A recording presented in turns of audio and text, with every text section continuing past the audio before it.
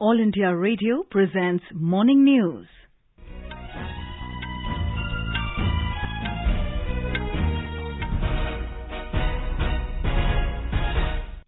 Good morning. I'm Sarabjit Kaur and with me is VC Pramod. The headlines. Prime Minister Narendra Modi to embark on a 2-day visit to Karnataka and Kerala beginning today. Prime Minister to lay foundation stone and inaugurate various projects of Kochi Metro and Indian Railways worth over 4,500 crore rupees this evening. PM to also commission first indigenously designed and built aircraft carrier INS Vikrant in Kochi tomorrow. Home Minister Amit Shah to launch CAPF e-Awas web portal in New Delhi this afternoon. Women and Child Development Ministry to celebrate Poshan Ma throughout the country beginning today.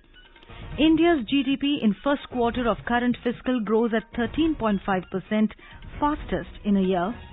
Delhi Lieutenant Governor V.K. Saxena to file defamation case against Aam Aadmi Party leaders for making baseless allegations against him. 2 terrorists killed in encounter with security forces at Sopore in Baramulla district of Jammu and Kashmir. United Nations Human Rights Office accuses China of crimes against humanity in Xinjiang region. And in cricket, India beat Hong Kong by 40 runs in Asia Cup to become second team to qualify for Super 4 stage. And now the news in detail. Prime Minister Narendra Modi will be on a 2-day visit to Karnataka and Kerala beginning today. Mr. Modi will visit Sri Adi Shankara Janmabhoomi Kshetram, the holy birthplace of Adi Shankaracharya at Kaladi village near Cochin Airport this evening. Our correspondent reports that the Prime Minister will lay the foundation stone and dedicate to the nation various projects of Kochi Metro and Indian Railways worth over 4,500 crore rupees.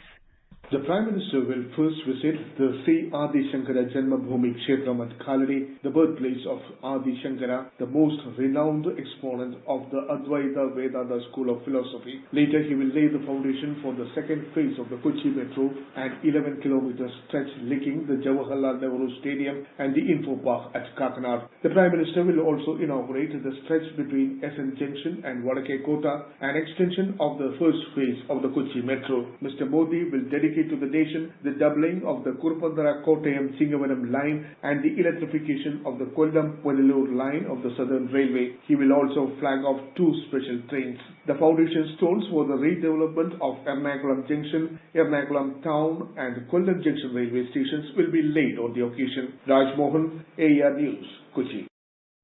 Tomorrow morning, Mr. Modi will commission the first indigenously designed and built aircraft carrier as INS Vikrant at Cochin Shipyard Limited in Kochi.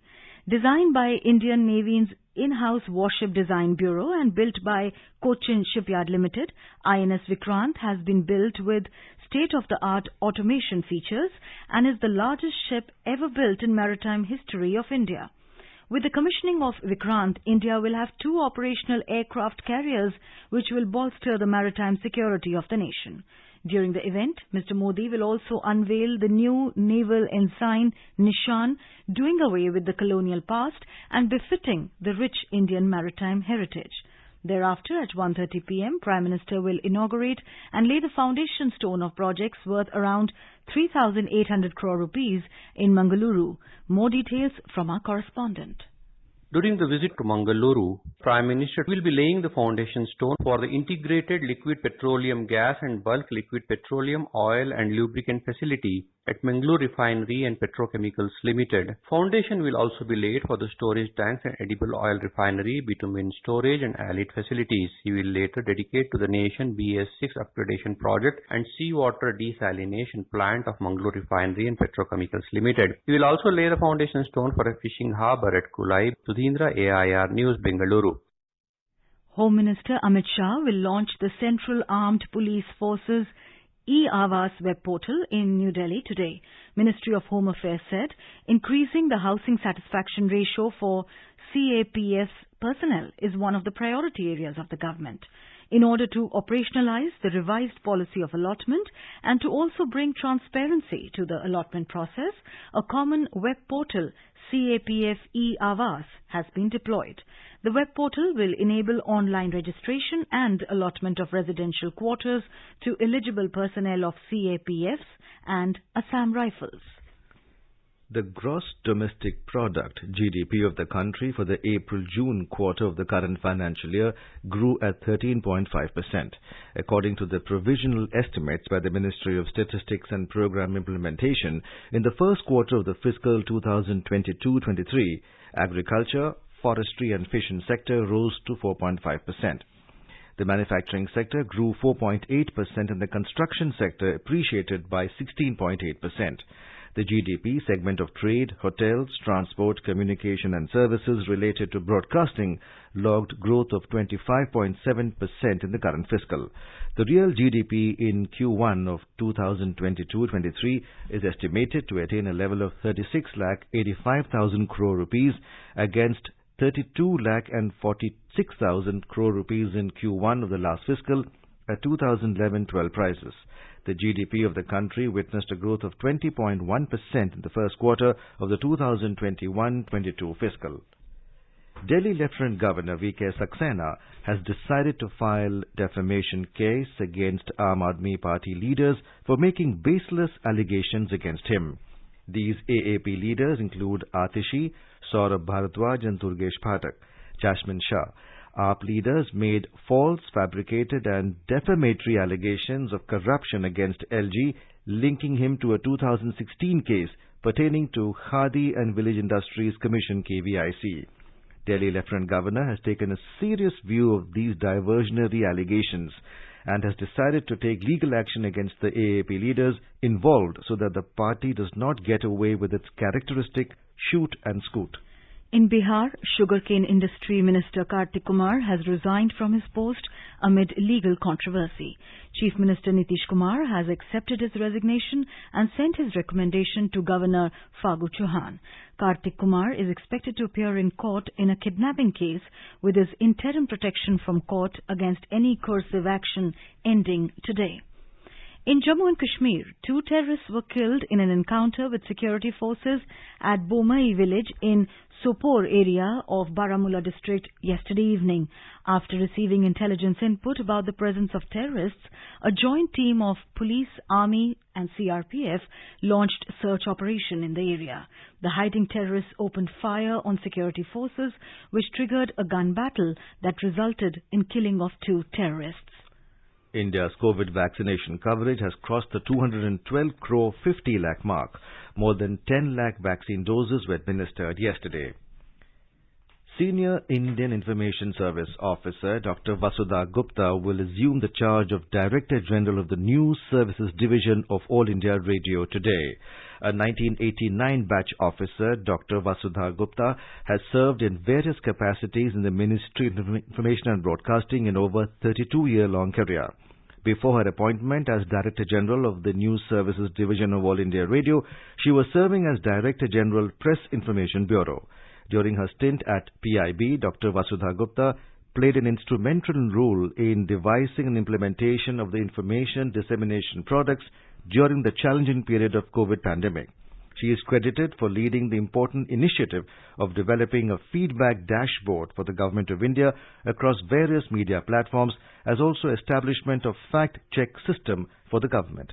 A PhD in finance from Indian Institute of Technology, Delhi, Dr. Vasudha Gupta helped in the introduction of social media platforms in regional languages through All India Radio, while she was posted as Additional Director General in All India Radio News.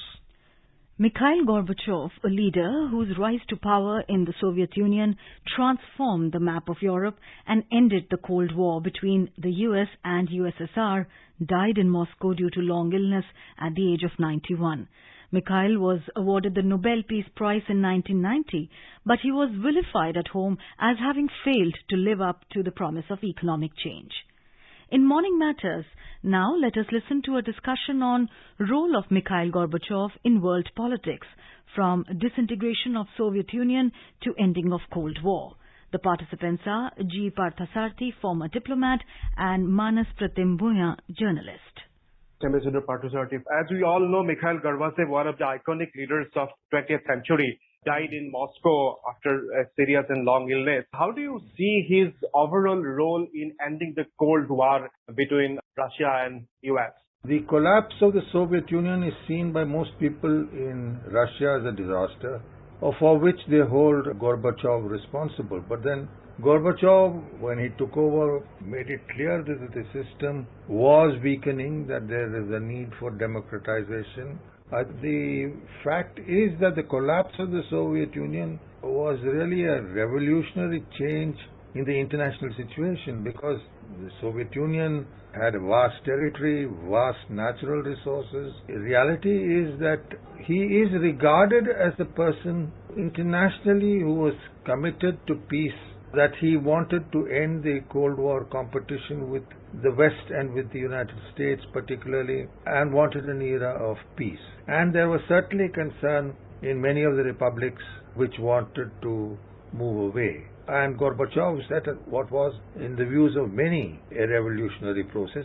Ambassador Parthasarthi, Gorbachev was in power between 1985 and 1991, and he also helped bring US-Soviet relations out of a deep freeze. In a sense, his life was one of the most influential of his time, and his reforms transformed his country and allowed Eastern Europe to get out of Soviet. So, how do you see his overall contribution to peace and stability in the world? The rivalry between the United States and NATO on the one hand, and the Soviet Union and the Warsaw Pact on the other, came to a close.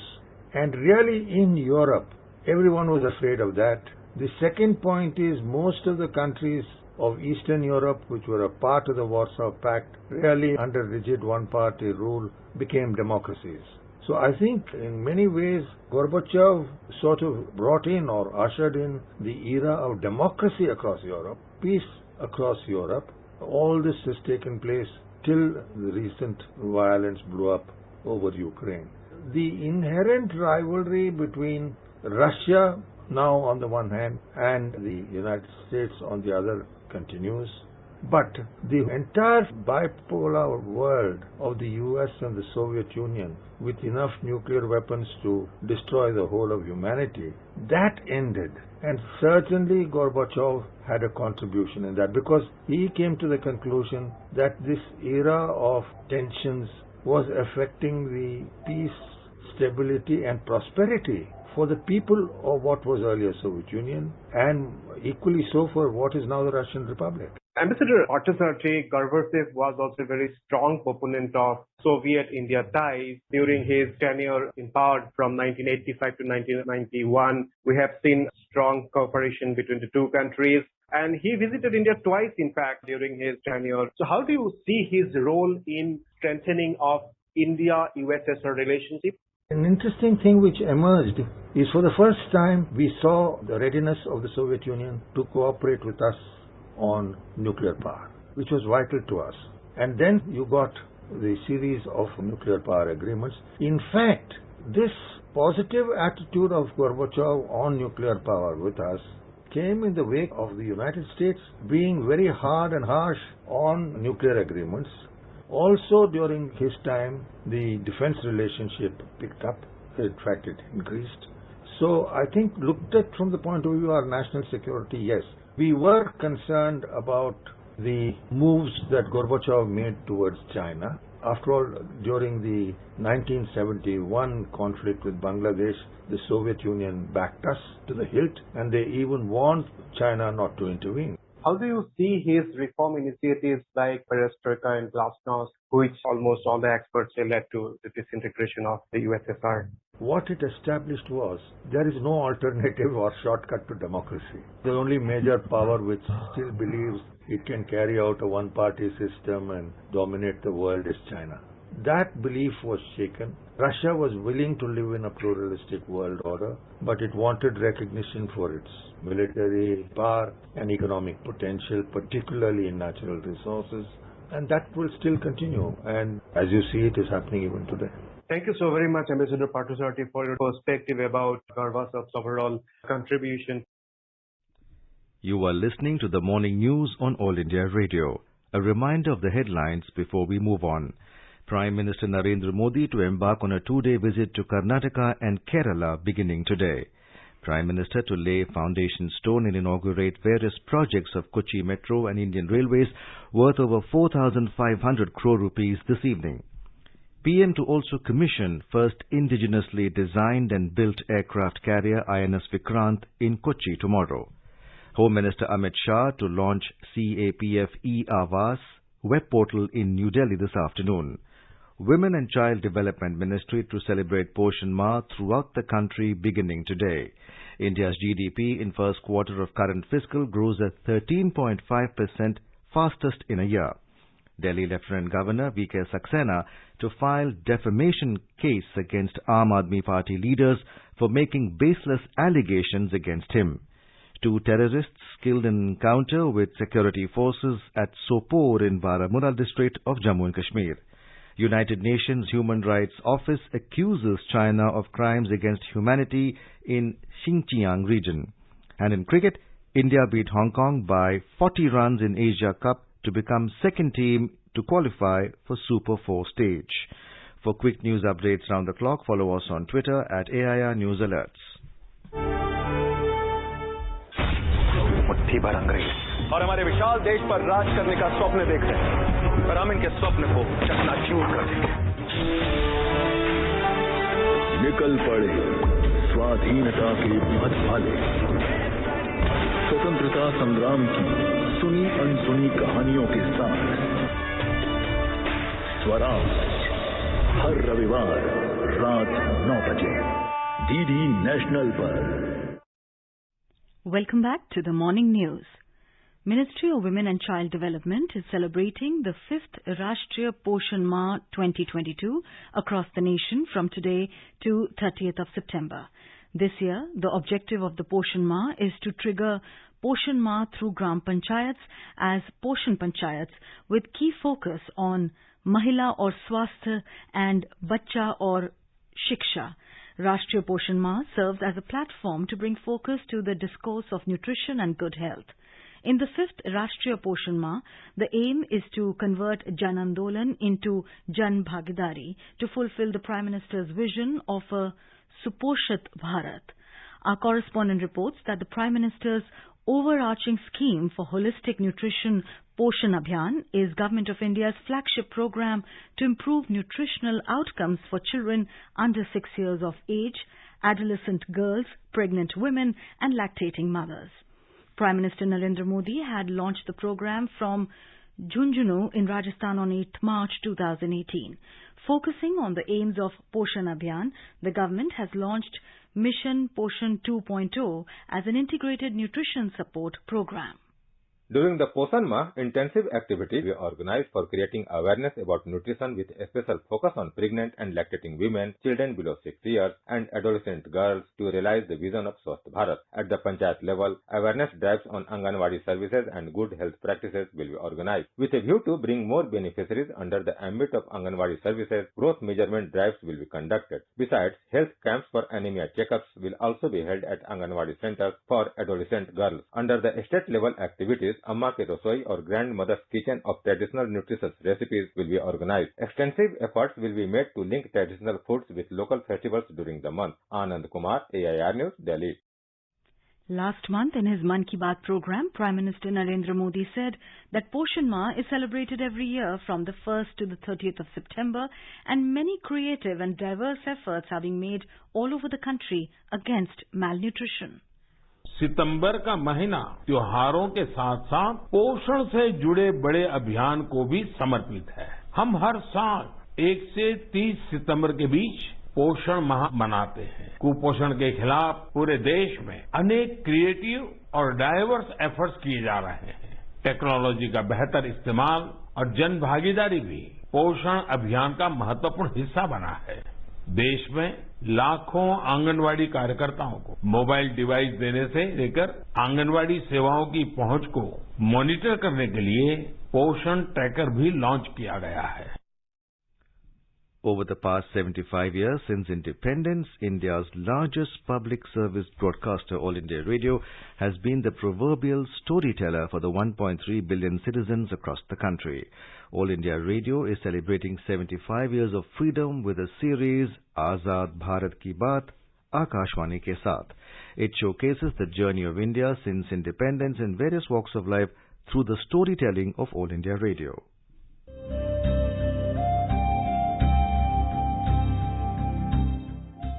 Azad Bharat Ki Baat, Akashvani Ke Saath, reliving the journey of India since independence over the last 75 years with All India Radio. From 15th August, the series is being broadcast on All India Radio, 100.1 FM Gold Channel, primetime news bulletins and across all its platforms. Tune in to stay updated with All India Radio.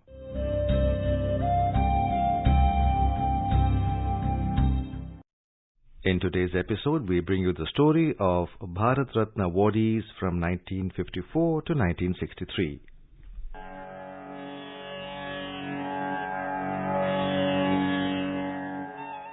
The highest civilian award in India is the Bharat Ratna Award, which was instituted in the year 1954. It is awarded for exceptional public service and performance of the highest order in any field of human activity. This award is presented by the President of India. So far, 48 eminent personalities have been honored with Bharat Ratna. The first Bharat Ratna Award was conferred on C. Rajagopalachari in 1954. I am Rajagopalachari and I am speaking from Madras All India Radio Broadcasting Station. I have been given the honor of inaugurating this Hindustan Akashvani in Madras. When anyone speaks, the vibrations taking shape according to each articulated sound are transmitted across the air and touching the membrane in the ear, set it in corresponding vibrations, which in turn produce changes in the brain that give us a perception of what our friend is saying. Along with Rajaji, philosopher Dr. Sarvapalli Radhakrishnan was also awarded. The great point about Indian thought was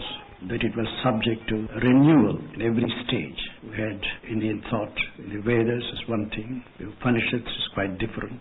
You come to the Buddhist and Gita works, different altogether. Then you come to the commentators, Shankara, Ramananda, etc., quite different. Then when you had a number of saint singers like Kabir, Ramananda, etc., who were trying to help us to find out common background of all these religions. It is said to be unity in diversity. Different cultures, different peoples, different religions are getting together. And Indian thought essentially emphasized what you call the saintliness of man. Nobel laureate scientist C.V. Raman too was honored in the same year. The mind today, you must keep it fresh, don't forget the mind with all sorts of things. And then the spirit. You see, behind the mind is also the spirit. The spirit is, the word spirit means really elan, you know what I mean? It's the thing that behind the mind there is something that makes the thing go on. In 1955, activist, philosopher and educationist Bhagwan Das, Dr. M. Vishveshwaraya, civil engineer, statesman and Diwan of Mysore, and Prime Minister Jawaharlal Nehru were given the award. In 1957, Govind Ballabh Pant, activist and first Chief Minister of Uttar Pradesh, was honored. In 1958, Dhondo Keshav Karve, social reformer and educator, was given the award. In 1961, Vidhan Chandra Roy, physician, political leader, philanthropist, educationist and social worker, and Purushottam Das Tandon, activist, Speaker of the United Provinces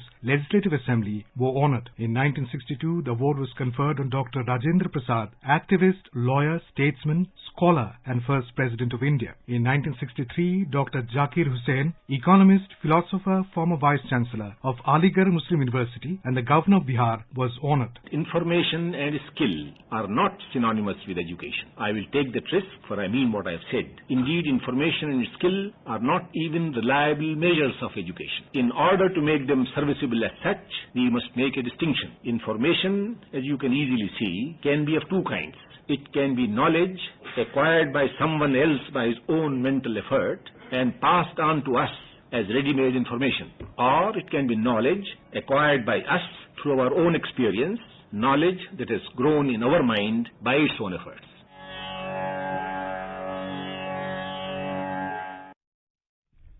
In tomorrow's episode, we will bring you the story of the Bharat Ratna awardees from the year 1966 to 1990. Azad Bharat Ki Baat, Akashvani Ke Saath can be accessed on AIR @News Alerts on Twitter, News on AIR official YouTube channel, News on AIR app, Facebook and Instagram handles. So tune in to All India Radio News for Azad Bharat Ki Baat, Akashwani ke saath. In our bilingual live phone-in program, Corona Jagruta plus Health and Wellness series, Dr. N.K. Arora, Chairman COVID Working Group NTAGI, will be with us tonight to answer the queries of the listeners on corona, monkeypox, viral fever and other ailments. Listeners can ask questions to the expert from 9:30 p.m. on telephone number 011-2342-1230 and 011-2342-1764. You can also post your queries on our Twitter handle at @AIR News Alerts by hashtag AskAIR. Office of the UN High Commissioner for Human Rights has concluded that serious human rights violations against the Uyghur and other predominantly Muslim communities have been committed in China's Xinjiang Uyghur Autonomous Region. The report published yesterday said that allegations of patterns of torture or ill treatment, including forced medical treatment and adverse conditions of detention, are credible, as are allegations of individual incidents of sexual and gender-based violence. Prime Minister Narendra Modi visited the residence of Union Minister Piyush Goyal in the national capital and offered prayers to Lord Ganesh idol on the occasion of Ganesh Chaturthi yesterday. In a tweet, Mr. Modi wished that the blessings of Lord Ganesh always remain upon the people. In Orissa, the Nokai festival is being celebrated today. Many dignitaries, including the Union Education Minister Dharmendra Pradhan, have greeted the people on the occasion. In Asia Cup T20 cricket, India defeated Hong Kong by 40 runs in their second game of the Group A last night at Dubai International Cricket Stadium to qualify for the Super 4 stage. Put into bat first, India posted a big total of 192 runs for 2 in the stipulated 20 overs, riding on Virat Kohli's 59 not out of 44 and Suryakumar Yadav's 68 of 26 balls. For Hong Kong, Ayush Shukla and Mohammad Ghazanfar picked a wicket each. And now let us have a look at the weather forecast for today. The national capital Delhi will have generally cloudy sky. The minimum temperature was 27 and the maximum will be around 37 degrees Celsius. Mumbai, the minimum temperature was 25 degrees and the maximum will be around 33 degrees. Chennai will have generally cloudy sky. Kolkata will have partly cloudy sky with possibility of moderate rain. Srinagar, Jammu and Muzaffarabad will have mainly clear sky, becoming partly cloudy towards the afternoon or evening. Leh will have mainly clear sky. Gilgit will have partly cloudy sky. Hyderabad will have generally cloudy sky with light rain or drizzle. And now an overview of today's newspapers. To stabilize prices, cushion farm earnings, clam markets and keep a lid on prices, government to buy more pulses in push for food security is a lead headline in the Hindustan Times. In a first sign of revival of the economy post-COVID slowdown, 13.5% of Q1 growth, fastest in a year, is a prominent story in the Pioneer. With the COVID shadow continuing to loom, dengue, malaria fears add to city woes, informs the Times of India. Newspaper also noticed the passing away of the last of the titans of Soviet Russia, Mikhail Gorbachev, who redirected course of the 20th century, dies at 91, notes the Statesman. Booking set to take off. With airfare caps gone, skies to witness stiff competition, writes the Financial Express. And finally, with an increasing number of affluent Indians upgrading their cars to more expensive models, super luxury cars riding high with young buyers, states the Economic Times. And now, before we end the bulletin, the headlines once again. Prime Minister Narendra Modi to embark on a 2-day visit to Karnataka and Kerala beginning today. Prime Minister to lay foundation stone and inaugurate various projects of Kochi Metro and Indian Railways worth over 4,500 crore rupees this evening. PM to also commission first indigenously designed and built aircraft carrier INS Vikrant in Kochi tomorrow. Home Minister Amit Shah to launch CAPF e-Awas web portal in New Delhi this afternoon. Women and Child Development Ministry to celebrate Poshan Maah throughout the country beginning today. India's GDP in first quarter of current fiscal grows at 13.5%, fastest in a year. Delhi Lieutenant Governor V.K. Saxena to file defamation case against Aam Aadmi Party leaders for making baseless allegations against him. 2 terrorists killed in encounter with security forces at Sopore in Baramulla district. United Nations Human Rights Office accuses China of crimes against humanity in Xinjiang region. And in cricket, India beat Hong Kong by 40 runs in Asia Cup to become second team to qualify for Super 4 stage. And with that, we end the morning news. Have a nice day.